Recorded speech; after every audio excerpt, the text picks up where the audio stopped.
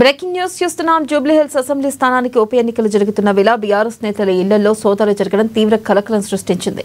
తాజాగా BRS MLC మాజీ MLA ఇంట్లో ఎన్నికలు ఫ్లయింగ్ స్క్వాడ్ పోలీసులు తనిఖీలు చేపట్టారు. ఇక బీఆర్ఎస్ మాజీ ఎమ్మెల్యే మర్రి జనార్దన్ రెడ్డి ఇంట్లో ఉదయం ఎలక్షన్ ఫ్లయింగ్ స్క్వాడ్ సోదాలు జరుపుతోంది. ఇక మోతీనగర్లోని ఇంట్లో ఎన్నికల అధికారులు తనిఖీలు చేస్తున్నారు. మరోవైపు బీఆర్ఎస్ ఎమ్మెల్సీ తక్కేలపల్లి రవీంద్రరావు నివాసంలో పోలీసులు తనిఖీలు చేపట్టారు. ఇక కూకట్పల్లి నియోజకవర్గంలోని బీఎస్పీ కాలనీలో ఉంటున్న ఎమ్మెల్సీ రవీంద్రరావు ఇంట్లో సోదాలు జరుగుతున్నాయి. అయితే ఎలక్షన్ కోడ్ లేని ప్రాంతంలో ఉన్న తన ఇంట్లోకి పోలీసులు ఎలా వస్తారని ఎమ్మెల్సీ రవీంద్రరావు ప్రశ్నిస్తున్నారు. ఇక దీనిపై మరింత సమాచారాన్ని మా ప్రతినిధి భవిత అందిస్తారు. భవిత, చెప్పండి, వరుసగా బీఆర్ఎస్ నేతల ఇళ్లలో సోదాలు జరుగుతున్నాయి. ఈ నేపథ్యంలో వారు ఏమంటున్నారు? దీనికి గల కారణాలేంటి? సోదాలకు గల కారణాలేంటి? అప్డేట్స్ ఏంటి భవిత?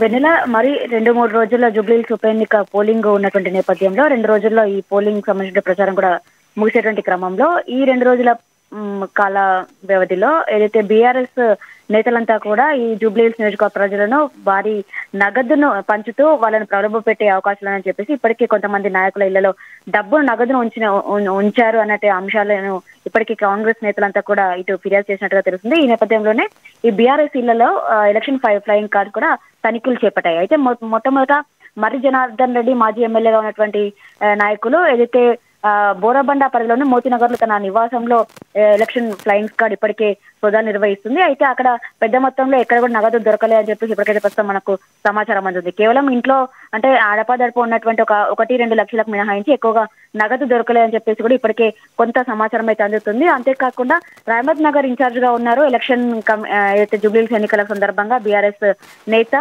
తక్కేలపల్లి రవీందర్ ఎమ్మెల్సీ. అయితే వాళ్ళు కుకట్పల్లిలోని తన బీఎస్పీ కాలనీలో తన నివాసం ఉంటారు. అయితే అక్కడ కూడా అంటే ఏదైతే నగదు ఉందని చెప్పేసి ఇన్ఫర్మేషన్ అందుకున్నటువంటి ఫ్లయింగ్ స్క్వాడ్ అక్కడ కూడా తనిఖీలు చేపట్టింది. అయితే ఎలక్షన్ కోడ్ అమల్లో లేని ఈ నియోజకవర్గంలో ఎట్లా అంటే తనిఖీలు చేశారని చెప్పేసి కూడా ఇప్పటికే వాగ్వాదం చేసినట్టు నేపథ్యం కనబడుతుంది. అయితే ఇటు రహమత్ నగర్ డివిజన్ లో అతను ఇన్ఛార్జ్ గా ఉన్నాడు కాబట్టి అక్కడ పెద్ద మొత్తంలో నగదు వాళ్ళ ఇంట్లో నిల్వ ఉందని చెప్పేసి అందుకున్నటువంటి ఫ్లయింగ్ స్క్వాడ్ అక్కడ సోదాలు అయితే నిర్వహిస్తున్న సందర్భం అయితే కనబడుతుంది. మొత్తానికి ఒకవైపు జూబ్లీహిల్స్ ఎన్నికల నేపథ్యంలో కాంగ్రెస్ పార్టీ కావాలని చెప్పేసి వాళ్ళ అధికార దాహాన్ని తీర్చుకుంటుంది. ఈ జూబ్లీహిల్స్ ఎన్నికకు సంబంధించి కావాలని ఒక కుట్ర చేసే ప్రయత్నం కాంగ్రెస్ పార్టీ చేస్తుందే తప్ప ఎక్కడ కూడా అంటే ప్రతిపక్షాల ఇళ్లలో ఎక్కడ కూడా నగదు ఎక్కడ కూడా నిలువ లేదు అని చెప్పేసి కూడా బీఆర్ఎస్ ఆరోపణ చేసిన నేపథ్యం అయితే కనబడుతుంది.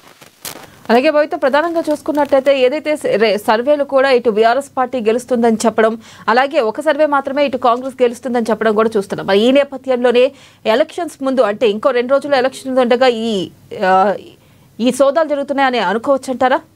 ఖచ్చితంగా, ఎందుకంటే ఎలక్షన్స్ వచ్చినట్టునే ప్రతి ఒక్కరు అనామకులందరూ కూడా సర్వేలు నిర్వహిస్తుంటారు. కానీ తాజాగా కొంతమంది నాయకులు చెప్తున్నారు ఏ సర్వే కూడా పేరొందినటువంటి సర్వేలు సంస్థలు సర్వేలు చేయట్లేదు కాబట్టి ఎక్కడ కూడా సర్వేలను పట్టించుకోవాల్సిన అవసరం లేదని చెప్పేసి కూడా ఒకవైపు చెప్తున్నప్పటికీ ఏదైతే అంటే ఏ పార్టీకి అనుకూలంగా ఉన్నటువంటి నేతలు ఆ సర్వేలలో మాత్రం ఆ పార్టీకి అనుకూలంగానే అంటే తీర్పు వస్తున్నాయి అని చెప్పేసి కూడా ఆ సర్వే ఫలితాలు వస్తున్నటువంటి నేపథ్యంలో ఒకవైపు బీఆర్ఎస్ పార్టీకి అనుకూలంగా ఉంది. ఇప్పటికే జూబ్లీహిల్స్ నియోజకవర్గం అంటే ఒకవైపు 3 times నుంచి ఇప్పటికే హ్యాట్రిక్ కొట్టారు మాగంటి గోపీనాథ్.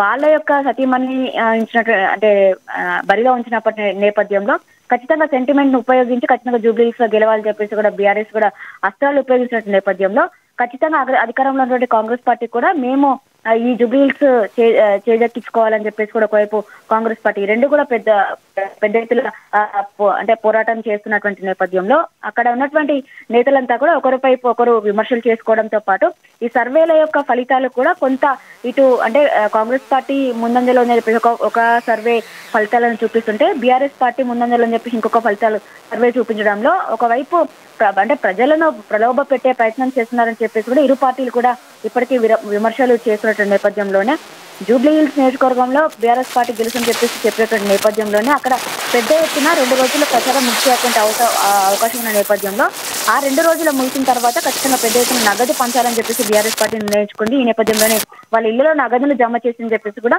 కాంగ్రెస్ పార్టీ నేతలు ఫిర్యాదు చేసినట్టుగా తెలుస్తుంది. ఇందుకు అనుగుణంగానే ఎలక్షన్ ఫ్లయింగ్ స్క్వాడ్ కూడా తనిఖీలు మొదలుపెట్టిందని మనం చెప్పుకోవచ్చు.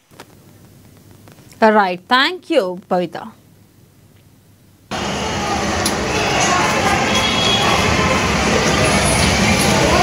Ini కావాలన్నా పైన